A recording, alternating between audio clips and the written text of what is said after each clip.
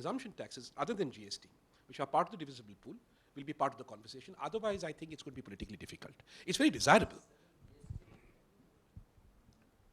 It may be desirable, but selling GST may become that much more difficult. Yes. Why would the states agree for an automatic transfer? That's the issue.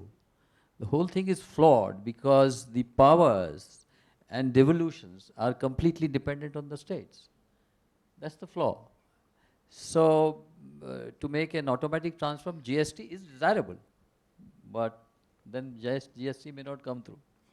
No, but as many people say, we are actually going through a stage of newly found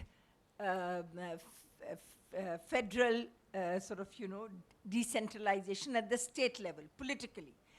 And I think that today the environment is just right, where the third tier could legitimately demand, because states are going to be more powerful, centers getting weaker, and this is the time to see that when you get a GST, that the most powerful entities in the federal structure should have to pass on something. I just feel, I'm surprised that you say we've missed the bus. I think today may be the opportunity in the present fluid situation. So just want to get other people's judgment on that. Maybe I'm familiar with the contortious things of the Empowered Committee. Sure, I think what you're saying is actually, and as everybody said, it's desirable. But like you rightly identify, it's the states who are discovering their power. And so because they have some people who have now found their voice. They are now pretty powerful. But at the third tier, we don't have that voice. And there is nobody to speak at that level at the moment. So I think that because now the centralization of power at the state level is happening, it's not in the interest of the state leadership to sort of further devolve right now. It might happen over the long term, but right now it's going to be the difficult issue. Ma'am, actually Manu Kumar Srivastav, the local government secretary in Maharashtra, he made a study. They studied the 20 largest corporations of Maharashtra. And some of the corporations like Ulhasnagar or they are getting something like 40 to 60% of their revenue from octroi. So if they wanted to replace this tax by value added tax currently which is there, and they found that the tax rate will be very, very high and it will create some anomalies between rural and urban areas. So they came to a conclusion they cannot abolish octroi. So they have decided, few days back I talked to Manu, they have decided to have a local bodies tax, which is another form of tax, something in the form of an entry tax. And this octroi in the largest corporation, they wanted to make it, they are doing it currently as an account based octroi. So the point which you have raised, I think that has been very well discussed in your report, and there is a case. Because ma'am, this octroi, what is the alternative to octroi? And we all searched with you, there is no other alternative. If you want the octroi to go, the only other buoyant tax could be a sharing of goods and services tax. You have recommended 20%. I think from the state government side, everybody should go to the 14th Finance Commission to go for that. Otherwise, there is no second alternative to octroi. So that is one, madam. Then the second thing is, perhaps ma'am, if there is any other question, because there is no time, I would like to sum up. Okay, actually this session was a metropolitan finance session, but actually it became a metropolitan governance session. So I would like to, in summing up, I would like to bring the finance elements into this. Now our first principle of local public finance, users pay. Where benefits are measurable, beneficiaries are identifiable, users pay. Now how have we done? We have done very badly. When I was in Hyderabad as the Municipal Commissioner of Hyderabad for about 3.5 years, our unaccounted for water was something like 25%. Chris Cousins from the World Bank, he used to come for the World Bank assisted project.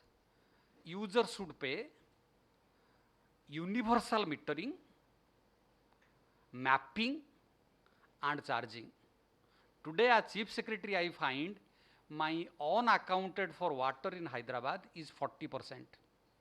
Chennai, Bangalore, they are all more than 40%.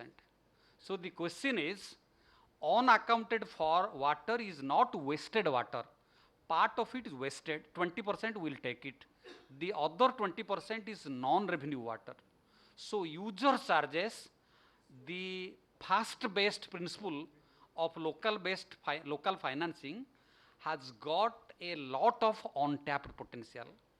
Water user charges, we all believe, sewerage user charges should be piggybacked on water charges, because 75% of water what you take, it goes as sewerage or drain. So therefore, water charges, sewer charges. There is another experiment which Hyderabad has done, conservancy charges, because every city collects the garbage collection charges as a part of property tax. But Hyderabad has done bulk garbage collection charges. Hospitals, nursing homes, market yards, hotels. Again the principle is hotels are identifiable, hotel garbages are identifiable, so user charges. And we find there is a lot of improvement in user charge collection. So water user charges, sewerage user charges, bulk garbage user charges, I think there are a lot of possibilities there. Parking fees, parking user charges, these are not exploited. Next principle, Bahl's principle, beneficiaries pay. We all say property tax is a tax for collective services. Mumbai has done water benefit tax, sewerage benefit tax. They call it halal khor tax. I don't know why they call it halal khor tax. So this water benefit taxes, sewerage benefit taxes, this has confined to Mumbai. Betterment, these are basically betterment taxes. The country as a whole, the concept of betterment is not wholly understood.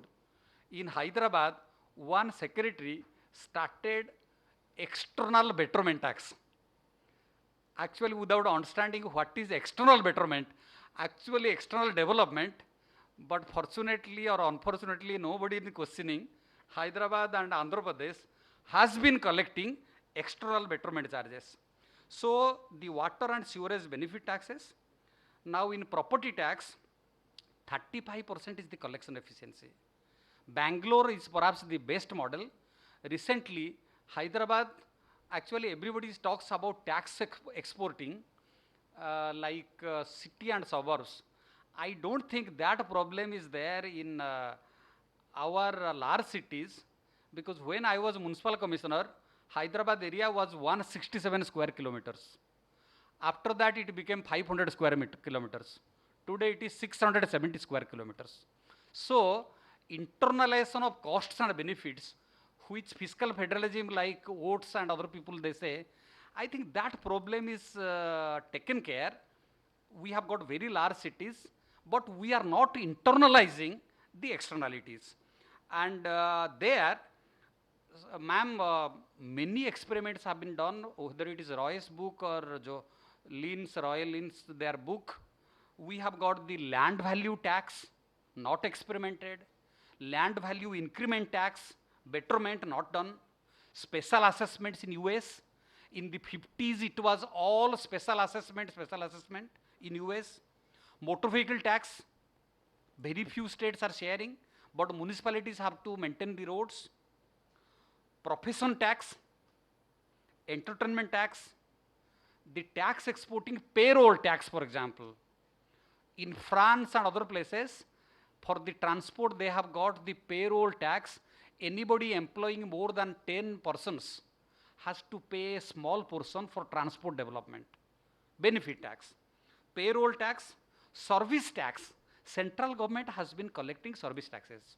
Beautiful advertisements come showing flyovers, roads, you are benefiting. But who does the flyovers?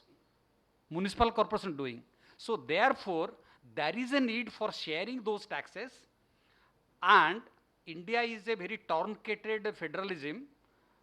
The most important buoyant taxes are with center, next is states, local governments are starved. Ma'am, there is a public function list, 12 schedule, there is no finance list. You have recommended in the book that the constitution must have a finance list. I think we should fight with the 14th Finance Commission. Then the next principle is the nuisance taxes. Polluters pay, exacerbators pay. Business licensing tax in other countries, because business, like we have got trade, dangerous and offensive trade licensing taxes. That is not exploited. Hyderabad increased the licensing tax. 1/4 of the salaries can be paid by licensing tax. 1/4 of the salary can be paid by advertisement tax. 2 times the salaries can be paid by town planning charges. So therefore, there is a lot of scope. Congestors pay. Next principles of urban public finance, congestors pay. Singapore has done, Stockholm has done, London congestion charging. Of course, we cannot have that direct control kind of thing, electronic pricing, but some form of congestion pricing could be possible by linking it to the motor vehicle tax or some other form of this thing. Then growth pays. This is one area where urban economics and public finance must have a marriage. Now in urban economics, we believe cities are agglomerators. They create agglomeration economies. If the cities have got agglomeration externalities, the sum of private benefits will be more than what the public benefit we calculate. If there are negative externalities, the sum of private costs may be more than what we account for in the public. So therefore, let us take US. What is that they have done? US, Australia are the models. Developer exactions, development impact fee, excepting Hyderabad, no state in the country levies impact fee. Today, for example, Habitat Center we have done. Because of the Habitat Center, there may be an impact on pollution in Yamuna. So the Habitat Center must pay for the impact. So impact fees, developer contribution in Australia, external development charges Haryana is collecting, but not spending on external development, land readjustment, in kind contribution, Gujarat town planning scheme, Korea land readjustment, Japan, that is a major source where development can come, facilities can come without spending. Sale of developer land, sale of project related land, sale of development right. You have proposed about FSI charges. Brazil is doing SEPACs, certificate for additional construction bonds. People can purchase and later on they do construction. Accommodation reservation in Mumbai. So joint development, planning obligations in the UK, land monetization many places including Bandra Kurla complex, tax increment financing. Now next principle is generations pay. Today actually we have been talking of the bonds market. For example, I started as director. Sir, from the ministry we issued the municipal bond guideline, tax free bonds with fire project. I think NB was there with fire project. But why it is not taking off? Because you cannot solve a public finance problem by private finance. Today you have to pay or tomorrow you have to pay. If your municipalities are starving, who pays for the bonds? So our basic reforms must be at the municipal level. So we have got enormous scope for general obligation bonds, revenue bonds, pool finance, bond banks, lease purchase financing, but they cannot be experimented unless we go from the first principle, strengthen our municipalities.